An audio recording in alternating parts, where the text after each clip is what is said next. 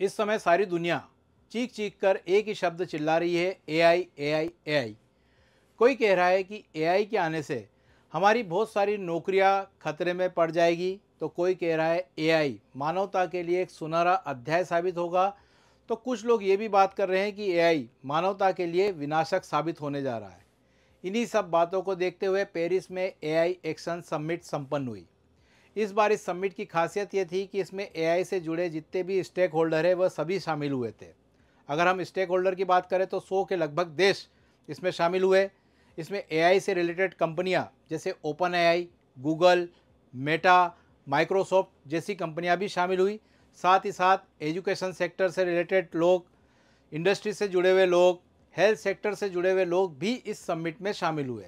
वैसे तो AI summit की शुरुआत वर्ष 2023 में ही हो गई थी। वर्ष 2023 में यूके के ब्लेचली में पहली एआई समिट हुई थी। उस समय एआई समिट का उद्देश्य था एआई से रिलेटेड सुरक्षा। वर्ष 2024 की एआई समिट साउथ कोरिया के सियोल में हुई थी। इन दो समिट की खासियत ये थी कि वर्ष 2023 और वर्ष 2024 में एआई की दुनिया में केवल अमेरिका का वर्चस्व था, लेकिन इस बार जो 2025 की पेरिस समिट हुई है उसमें एआई की दुनिया में अमेरिका वर्चस्व को एक तरह से चुनौती मिल रही है। एक तरफ तो चीन से चुनौती मिल रही है, सेकंड अगर हम देखें तो यूरोप से चुनौती मिल रही है।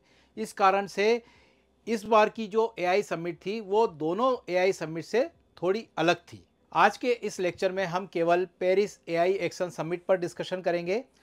एआई समिट के इतिहास को लेकर हम एक अलग से लेक्चर प्लान करेंगे और उसमें आपको ब्लेचली डिक्लेरेशन के साथ साथ सियोल में एआई समिट में क्या क्या हुआ उसका डिटेल एनालिसिस आपको मिलेगा। तो चलिए आते हैं सीधे हमारे टॉपिक पर, पेरिस एआई एक्शन समिट पर। पेरिस एआई एक्शन समिट पर मैं लेक्चर स्टार्ट करूं उसके पहले आपको कुछ फैक्चुअल इन्फॉर्मेशन पता होना चाहिए कि ये समिट कहाँ हुई थी। पेरिस में कहाँ पर? ग्रैंड पैलेस में। इस बार खासियत ये थी कि फ्रांस के साथ साथ इंडिया इसका को चेयर था। इसका मतलब ये है कि फ्रांस के राष्ट्रपति मैक्रोन के साथ साथ प्रधानमंत्री नरेंद्र मोदी जी इसके सह अध्यक्ष थे इस समिट के। अब इस समिट का कंक्लूज़न क्या रहा है उसके लिए यूपीएससी स्टूडेंट के लिए अगर स्पेशली हम बात करें तो केवल एक स्टेटमेंट से आप इसके कंक्लूज़न को पता कर सकते हैं, और वो स्टेटमेंट था फ्रांस के राष्ट्रपति मैक्रोन का ये video. Friend in the other part of the ocean saying, drill baby drill. Here there is no need to drill. It's just plug baby plug.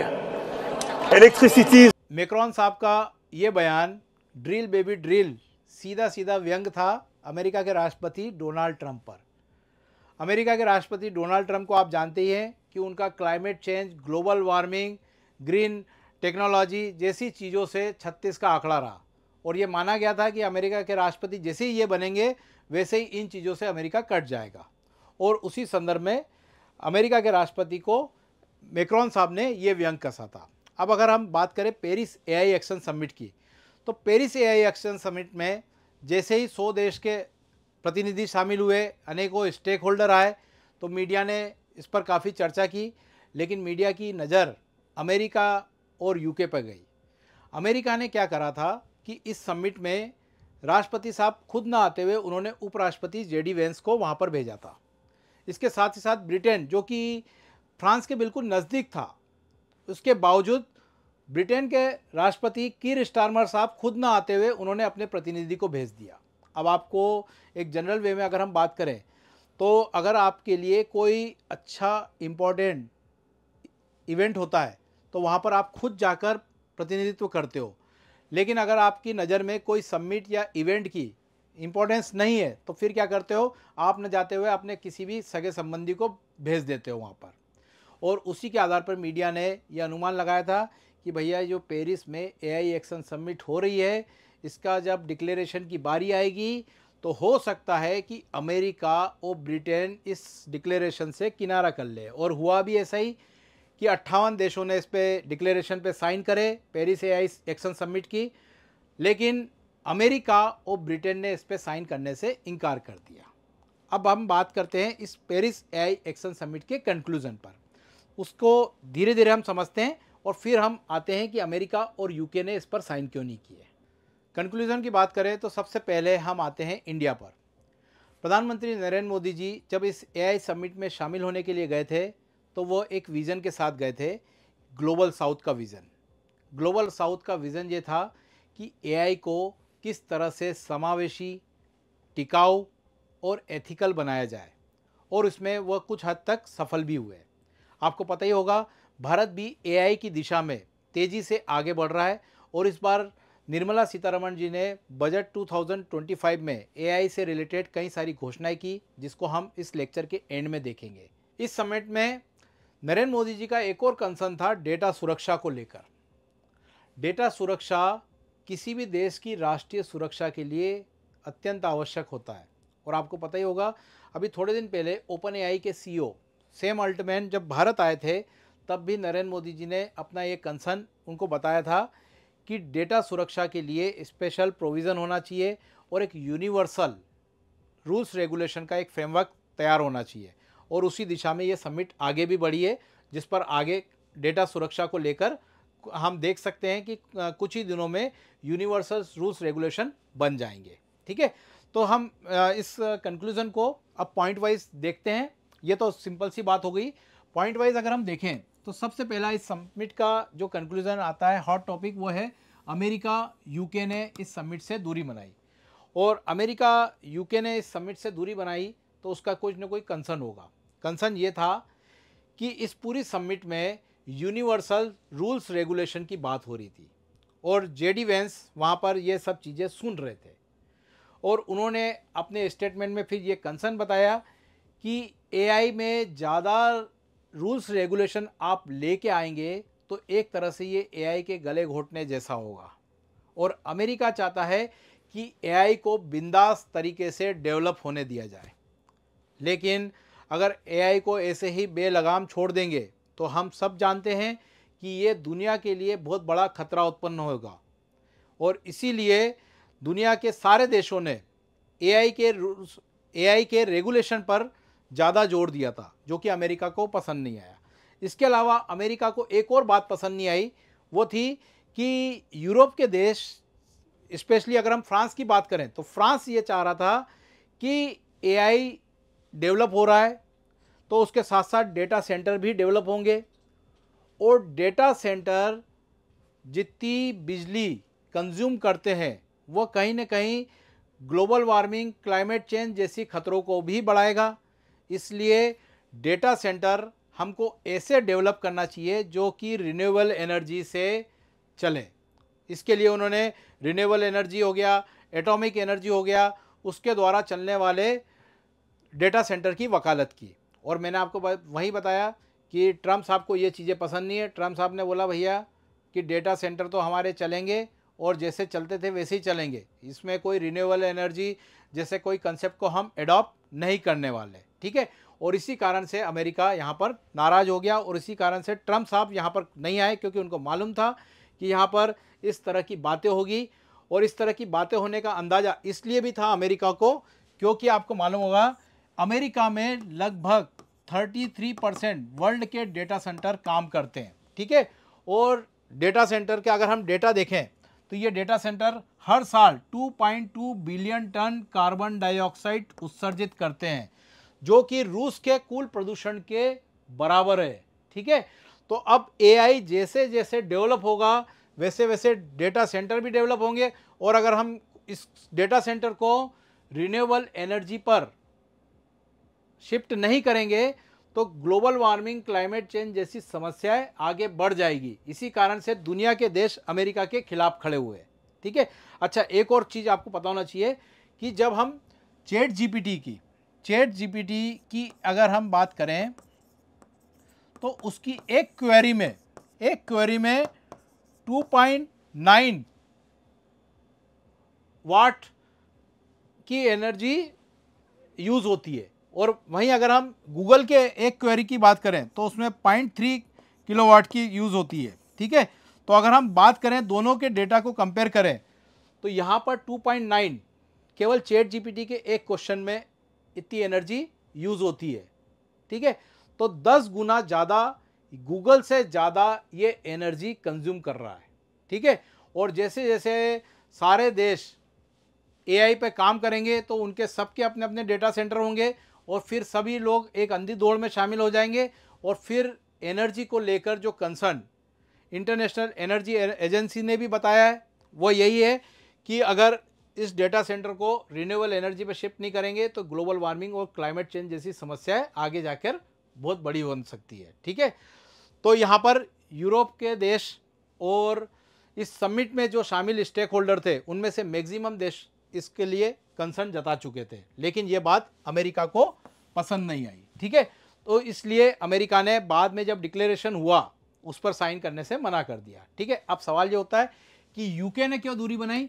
तो यूके ने इसलिए दूरी बनाई क्योंकि ये माना जा रहा है कि यूके कहीं ना कहीं अमेरिका के पीछे पीछे चल रहा है। ठीक है, और इसका कारण ये है कि यूके के डेटा सेंटर में अमेरिका की कंपनियों का इन्वॉल्वमेंट है। ठीक है, और यूके अमेरिका से नाराज़गी मोल नहीं लेना चाहता है और इसी कारण से जैसे जैसे अमेरिका आगे बढ़ा उसके पीछे पीछे यूके भी हो गया। और हम पास्ट के कुछ सालों में देखें तो यूके का बिल्कुल ट्रेंड वैसा ही रहा, जैसा अमेरिका करता है वैसा ही उसके पीछे यूके चल लेता है। ठीक है, तो यहाँ पर यूके का कोई बड़ा कंसर्न नहीं था, लेकिन अमेरिका के पीछे पीछे हो गया।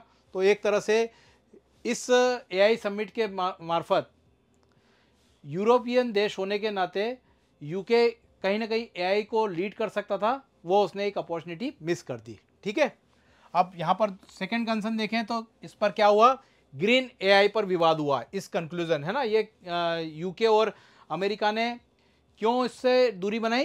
क्योंकि ग्रीन एआई पर बात हो रही थी इस समिट में। ठीक है, तो ये आपकी एग्जाम में पूछा जा सकता है कि इसका मेन कंसर्न क्या था, ग्रीन एआई। और ग्रीन एआई का मैंने बता दिया कि डेटा सेंटर जो इससे रिलेटेड एआई से रिलेटेड जितने भी डेटा सेंटर थे उनको ग्रीन एआई से संचालित करने की बात हो रही थी। ठीक है, भारत की भूमिका आपको मैं बता ही चुका हूँ कि ग्लोबल साउथ का विज़न जहाँ पर मोदी जी ने दिया था ये आपको स्पेशली पता होना चाहिए। ग्लोबल साउथ का मतलब यह है कि एआई पर केवल पश्चिमी देशों का कब्जा नहीं रहना चाहिए बल्कि इससे समावेशी होना चाहिए, सभी देशों के लिए सभी लोगों के हित में काम करे। इसके अलावा एआई के ओपन सोर्स मॉडल डेवलप होना चाहिए, किफ़ायती मॉडल इसके एआई के डेवलप होना चाहिए। अभी हाल में देखें तो एआई काफ़ी महंगा है। ठीक है, उसको इस तरह से सस्ता बनाएं कि गरीब से गरीब व्यक्ति भी इसका यूज़ करके आगे बढ़ सके।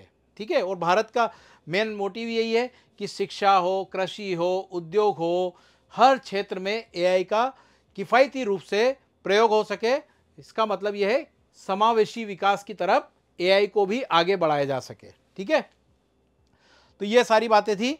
ये मैंने आपको बताया कि तेल और गैस आधारित डेटा सेंटर पर रोक लगाने की मांग की गई थी इस समिट में कि जो फॉसिल फ्यूल्स का यूज़ करते हुए, जो फॉसिल फ्यूल के यूज़ से जो इलेक्ट्रिसिटी प्रोड्यूस हो रही है और उस इलेक्ट्रिसिटी का कहाँ यूज़ हो रहा है, डेटा सेंटर में, ये गलत है क्योंकि आगे जाके ग्लोबल वार्मिंग और क्लाइमेट चेंज को बढ़ाएगा। ठीक है, तो ये कंक्लूजन आपको पता होना चाहिए, आपकी एग्जाम के पॉइंट ऑफ व्यू से ये काफ़ी महत्वपूर्ण है। ठीक है, अब हम बात करते हैं एक और इम्पोर्टेंट एस्पेक्ट इसका कि भारत ने अपनी एआई के लेकर बजट में क्या क्या घोषणाएं करी, उसके ऊपर आना चाहिए। ठीक है, सबसे पहले अगर हम बात करें तो निर्मला सीतारमण जी ने जो इस बार 2025 का बजट डिक्लेयर किया था उसमें इंडिया एआई मिशन के लिए 2000 करोड़ रुपए का आवंटन किया था। इसका मतलब यह है कि इंडिया में भी आगे जाकर अब एआई में ग्लोबल लीडर बनने की पूरी क्षमता है और उस क्षमता का यूज़ करने के लिए भारत सरकार ने इंडिया एआई मिशन के लिए 2000 करोड़ दिए।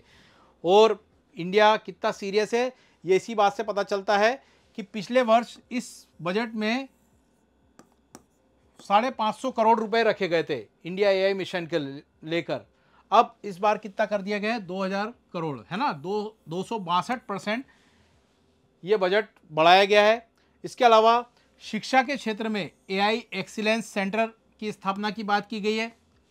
शिक्षा में एआई को बढ़ावा देने के लिए ये एक्सीलेंस सेंटर की स्थापना की बात की गई है। इसमें भी 500 करोड़ रुपए का बजट रखा गया है। ठीक है, फिर इसके बाद में बात करें तो स्किल डेवलपमेंट कि आगे आने वाले समय में जब जैसा कि मालूम है कि एआई का ही भविष्य होने वाला है, तो इस तरह से स्किल्ड लोग को तैयार किया जाए जो कि एआई में महारत, जिनको एआई में महारत हासिल हो। और इसीलिए कौशल विकास के लिए भी 5 राष्ट्रीय उत्कृष्टता केंद्र की बात की गई है। ठीक है, इसमें make for India, make for the world पहल के तहत युवाओं को आवश्यक कौशल प्रदान करने के लिए वैश्विक विशेषज्ञता और साझेदारी के साथ 5 राष्ट्रीय कौशल विकास केंद्र स्थापित किए जाएंगे। ठीक है, तो यहाँ पर एक बात है कि एआई को लेकर इंडिया भी काफ़ी सीरियस है और आने वाले समय में जैसे कि हमने अभी देखा, चाइना ने डीप सीक, मून शॉट जैसे कई सारे एआई मॉडल उन्होंने डेवलप कर लिए हैं। अमेरिका ने चैट जीपीटी, जेमिनी जैसे मॉडल डेवलप कर लिए हैं। चाइना डीप सीक को लेके आ ही गया है। वैसे ही यूरोप मिस्ट्रोल को लेके आया है। तो वैसे ही आने वाले समय में इंडिया का भी अपना एक एआई फाउंडेशन मॉडल विकसित होगा। आपको पता ही होगा कि अभी भारत के एक मंत्री है अश्वनी वैष्णव जी, उन्होंने घोषणा करी है कि 10 महीनों के भीतर भारत का अपना एक एआई फाउंडेशन मॉडल होगा। हालांकि एआई के क्षेत्र में कई सारे काम भी किए भारत ने। आपको एक मालूम होगा, भारत जैन करके एक एआई मॉडल पर काम हो रहा है, भारत जैन पर। इसके अलावा भाषिणी आपने सुना होगा, ये अनुवाद को लेकर काम कर रहा है।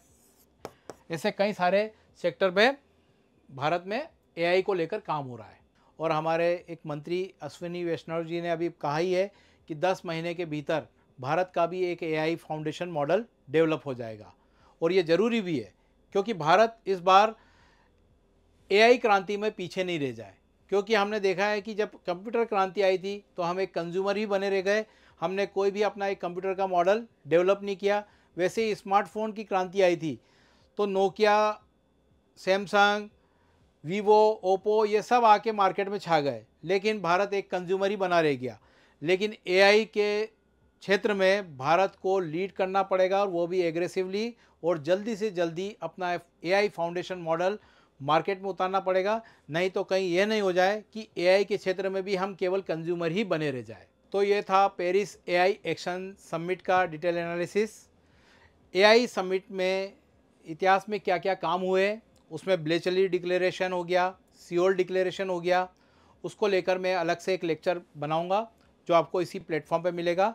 इसलिए आप हमारे यूट्यूब चैनल को सब्सक्राइब करिए। अगर आपको ये वीडियो अच्छा लगा है तो लाइक करिए और अपने दोस्तों में शेयर करिए। Thank you. एकमात्र एजुकेशनल प्लेटफॉर्म जो 100% रिफंड पॉलिसी के साथ अपने सारे कोर्सेज अवेलेबल कराता है। तो अपनी प्रेपरेशन को और भी बेहतर बनाने के लिए आज ही अथर्व एग्जाम वाइज के अन्य कोर्सेज परचेज करें। Thank you.